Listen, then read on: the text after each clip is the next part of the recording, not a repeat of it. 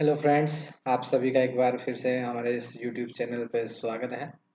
जैसा कि डेली हम करंट अफेयर्स के कुछ इम्पोर्टेंट क्वेश्चंस लाते हैं जो हमारी आने वाली एग्ज़ाम्स, जो चाहे वो व्यापम की हो, चाहे हमारे एमपी पुलिस हो, बैंक से रिलेटेड हो, रेलवे के एग्ज़ाम्स हो, पटवारी एग्ज़ाम्स, जितने भी इस तरह के पीएससीज के प्री जो हैं, उन सब में करंट अफेयर्स का एक काफ़ी बड़ा रोल रहता है, जिसकी वजह से क्योंकि जितने भी मैक्सिमम स्टूडेंट्स हैं रीजनिंग, मैथ्स, हिंदी, इंग्लिश, ये लगभग सभी लोग पढ़ते हैं।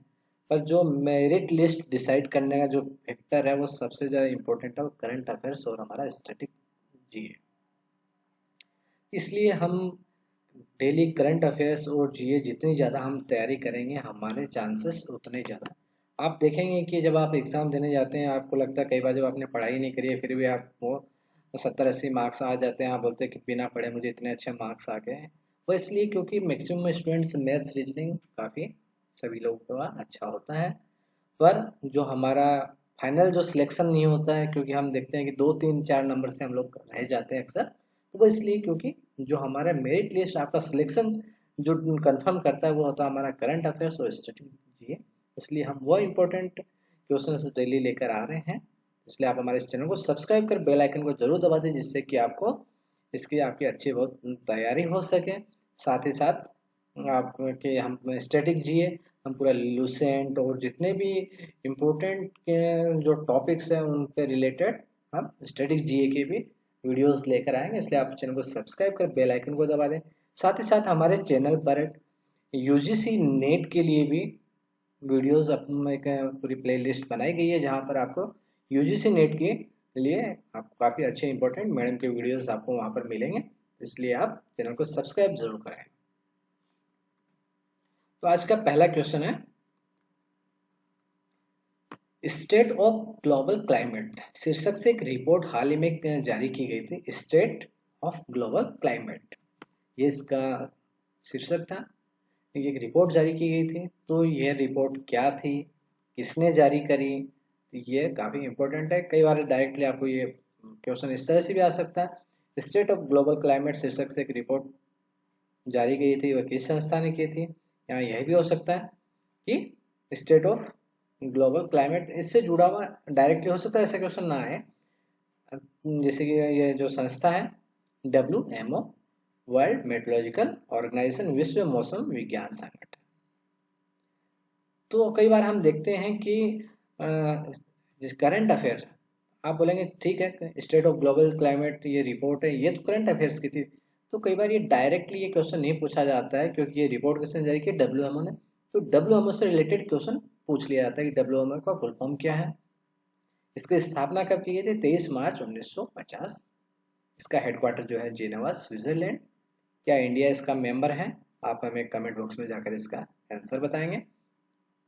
तो ध्यान रखें, कई बार हम कहते हैं कि करंट अफेयर से रिलेटेड कुछ क्वेश्चन ही नहीं आए हैं, WMO पूछ लिया, हम कहेंगे WMO तो ये तो करंट अफेयर का क्वेश्चन है, पर यह करंट अफेयर से रिलेटेड ही, इस टॉपिक से ही जुड़ा हुआ ये क्वेश्चन। ठीक है, तो अब नेक्स्ट, विश्व पृथ्वी दिवस 2023 कब मनाया गया? तो यह 22 अप्रैल को मनाया जाता है, विश्व पृथ्वी दिवस। ठीक है, अब आपको ये क्वेश्चन कई तरह से पूछा जा सकता है कि ये तो कब मनाया जा सकता है, इसकी थीम क्या है। ठीक है, तो इसकी जो थीम थी वह इन्वेस्ट इन आवर प्लेनेट। ये फेस्टिवल किस लिए, ये जो डे है विश्व पृथ्वी दिवस, किस लिए मनाया जाता है, इसका उद्देश्य क्या है, एम क्या है? उद्देश्य पर्यावरण के जो मुद्दे हैं उनके प्रति जागरूक करना, और जो हमारा एनवायरनमेंट है, हमारी अर्थ है, इसकी रक्षा करने से संबंधित उपाय, अर्थात किस तरह से हमारे एनवायरनमेंट को बचाया जा सकता है, हमारी पृथ्वी को किस तरह से बचाना जाना है, हमारे पर्यावरण से रिलेटेड ये डे सेलिब्रेट किया जाता है। फिर अब मिशन यूथ क्या है जो हाल ही में चर्चा में रहा है? मिशन यूथ, ये क्वेश्चन में जैसे मैंने कहा ना कि आजकल जो क्वेश्चन एग्जाम्स में पूछे जा रहे हैं वह डायरेक्टली नहीं पूछा जा रहा है कि ये मिशन यूथ किस स्टेट की ने लॉन्च की है। एक किसी भी तरह से जो हम लोग डायरेक्टली पेपर्स में पढ़ते हैं और या फिर आपको कहीं पर डायरेक्टली न्यूज़ सुनने को मिलती है, ये डायरेक्ट उससे नहीं पूछा था, उससे रिलेटेड चीजें भी पूछी जाती है। जैसे मिशन यूथ कौन से स्टेट का है, तो ये जम्मू और कश्मीर की एक पहल है, ठीक है, ये पूछा जा सकता है। या फिर जम्मू कश्मीर ने एक हाल ही में एक पहल की शुरुआत करी थी, वह पहल का नाम क्या है, ये पूछा जा सकता है, ठीक है। और ये जो पहल है, या फिर आपसे पूछा जाए जम्मू कश्मीर प्रशासन को हाल ही में पीएम अवार्ड दिया गया, तो कौन सी स्कीम है, तो वह मिशन यूथ, आपको याद होना चाहिए। इनोवेशन श्रेणी के तहत इसको उत्कृष्टता के लिए, जो इनोवेशन श्रेणी है उसके तहत इसको पीएम अवार्ड दिया गया था। या फिर ये मिशन यूथ पॉलिसी को पीएम द्वारा अवार्ड दिया गया, तो कौन सी श्रेणी में दिया गया, ये भी पूछा जा सकता है। तो मिशन यूथ जम्मू कश्मीर प्रशासन की पहल थी, इनोवेशन श्रेणी के तहत इसको उत्कृष्टता के लिए अवार्ड दिया गया था। और इसका, या फिर आपसे इसका उद्देश्य भी पूछ सकते हैं कि ये जो मिशन यूथ पॉलिसी है या ये जो स्कीम है, इसका उद्देश्य क्या है, तो इसका उद्देश्य युवाओं को सशक्त बनाना। तो इसमें कौन सी एज ग्रुप को टारगेट किया गया है, तो इसमें जो एज ग्रुप है 15 to 35 एज वाला जो ग्रुप है उसको टारगेट किया गया है। नेक्स्ट क्वेश्चन, अमेरिका ने हाल ही में GRX-810 विकसित किया है, ये क्या है। मैंने कहा आप इसको कंप्लीटली क्वेश्चंस को, अक्सर हम लोगों को एक आदत होती है, बहुत सारे जो यूट्यूब पे चैनल्स हैं वह सीधा सा बस इस तरह का क्वेश्चन दे दिया जाता है, नीचे ABCD 4 ऑप्शंस दिया जाता है। तो हम केवल जब इस तरह के क्वेश्चन पढ़ते हैं, हम ABCD यहाँ ऑप्शन क्यों नहीं लाते हैं, क्योंकि ABCD जब पढ़ते हैं तो हम केवल हमारे दिमाग में उसकी इमेज बन जाती है कि इन चार में से कोई एक है, हमने बी, तो हमें दिमाग में वो बी के ऊपर जो इमेज है वही छप जाती है। अब वही क्वेश्चन अगर घुमा फिरा के पूछ लिया जाता है, क्योंकि हमने वो चार ऑप्शन देखे, हम चार ऑप्शन में हमें ऑप्शन याद रह जाता है, पर वह आजकल डायरेक्टली उससे से क्वेश्चन नहीं पूछा जा सकता है, क्योंकि अब डायरेक्टली आ गया GRX-810, नीचे आ गया कि क्या है, आपसे ये पूछा ही नहीं कि किसने विकसित किया है, या फिर हो सकता है GRX-810 किसके द्वारा डेवलप किया गया है। तो आपको इसलिए हमें लाइन आंसर्स इसलिए हम करते हैं ताकि आपको इससे रिलेटेड सारे इंफॉर्मेशन मिल सके। ABCD में आपके दिमाग में इमेज प्रिंट हो जाती है, और उससे रिलेटेड अगर वो कुछ भी अगर क्वेश्चन चेंज हो जाता है तो उस समय आप एग्जाम में उसको गलत मार्क करने के चांसेस ज़्यादा होते हैं। तो जो GRX-810 ये डेवलप किया गया है अमेरिका द्वारा, तो ये GRX-810 क्या है, 3D प्रिंटेड सुपर एलॉय है, ये सुपर एलॉय है, ठीक है। और ये किसने डेवलप किया है, ये जो नासा के साइंटिस्ट हैं उनके द्वारा इसको डेवलप किया गया है। और इसमें कौन से मेटल के से साथ में किया गया है, निकिल, कोबाल्ट और क्रोमियम आधारित ये मिश्र धातु है, सुपर एलॉय है, ठीक है। नेक्स्ट, मध्य प्रदेश में राष्ट्रीय पंचायती राज दिवस पर समावेशी विकास विषय के तहत 9 अभियानों का शुभारंभ किसके द्वारा किया गया। तो इसमें आपको ध्यान देना चाहिए, एक तो मध्य प्रदेश में था, कौन से दिन, राष्ट्रीय पंचायती दिवस। तो आप यहाँ कई क्वेश्चन बनते हैं कि राष्ट्रीय पंचायती दिवस कब मनाया जाता है, तो ये 24 अप्रैल को मनाया जाता है। इसको ऐसे भी बोला जा सकता है, प्रधानमंत्री नरेंद्र मोदी द्वारा हाल ही में राष्ट्रीय पंचायती दिवस पर 9 अभियानों का शुभारंभ किस राज्य में किया गया। तो आपको ये इससे रिलेटेड सब पूरा, इसलिए ध्यान से क्वेश्चंस को पढ़ा करें, सुना करें, एग्जाम में भी ध्यान से पढ़ें, क्योंकि अक्सर हम जब ऑब्जेक्टिव क्वेश्चंस केवल पढ़े हुए रहते हैं तो हम आंसर मार्क करने में काफ़ी जल्दबाजी करते हैं और हम उसमें क्वेश्चन गलत टिक हो जाते हैं। तो मध्य प्रदेश में राष्ट्रीय पंचायती राज दिवस पर समावेशी विकास कर, इसमें टोटल अभियान कितने थे, 9 अभियानों का शुभारंभ किया, किसने किया, नरेंद्र मोदी जी ने। और कौन से स्टेट में, मध्य प्रदेश में। राष्ट्रीय पंचायती दिवस कब मनाया जाता है, 24 अप्रैल को।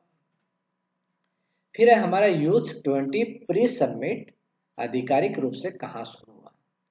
तो यूथ 20 प्री समिट जो है वह लेह में स्टार्ट किया गया है, ठीक है। अब आपको एक आंसर देना है, क्योंकि ये यूथ से संबंधित कुछ है, तो हमारे यूनियन जो यूथ अफेयर्स का जो मिनिस्ट्री है उसका मिनिस्टर कौन है, आप हमें कमेंट बॉक्स में जाकर इसका आंसर बताएंगे। हाल ही में केंद्र ने कितने नए सरकारी नर्सिंग कॉलेजों की स्थापना को मंजूरी दी है? इस तरह के क्वेश्चन कई बार हम करंट अफेयर में कुछ इस तरह के क्वेश्चन पूछ लिए जाते हैं कि जो नॉर्मली पूछे नहीं जाते हैं। अब जैसे नर्सिंग कॉलेज है, इससे रिलेटेड क्वेश्चन अक्सर नहीं पूछे जाते, पर हमने कई एग्जाम्स में देखे हैं। क्यों बिल्कुल हमें लगता है कि ये हम करंट अफेयर्स में ये तो था ही नहीं, क्योंकि हम अक्सर इस तरह के कॉलेज खुलना, कितना उसमें बजट था, क्या था, इस तरह की न्यूज़ को अक्सर हम लोग स्किप कर देते हैं। तो यह क्योंकि हेल्थ से रिलेटेड मैटर है देश में, भारत एक काफ़ी बड़ा देश है, यहाँ पर हेल्थ की काफ़ी इश्यूज हैं, इसलिए इस तरह के करंट अफेयर्स के क्वेश्चन बन जाते हैं। तो 157 नर्सिंग कॉलेजेस की स्थापना के लिए मंजूरी दी गई है केंद्र सरकार द्वारा, और इसमें कितना पैसा खर्च किया जाएगा? 1570 करोड़, अर्थात 10 करोड़ रुपए प्रति कॉलेज इन्होंने खर्च करने के बजट दिया है। अभी हाल ही में शारजा स्टेडियम में, वहाँ जो शारजा स्टेडियम है वहाँ पर एक स्टैंड है, उसका नाम किसी भारतीय खिलाड़ी के नाम पर रखा गया। तो वो किसके? सचिन तेंदुलकर। अब हम क्या कहते हैं, केवल हमने याद रख लिया सचिन तेंदुलकर, हमें कुछ भी क्वेश्चन पूछा है, कोई स्टेडियम से रिलेटेड क्वेश्चन आता है कि किसी स्टेडियम में स्टैंड का नाम किस खिलाड़ी के नाम पे रखा गया, सचिन तेंदुलकर, अगर हमें सचिन तेंदुलकर वहाँ पे ऑप्शन मिल जाता है तो हम उसको टिक कर देते हैं।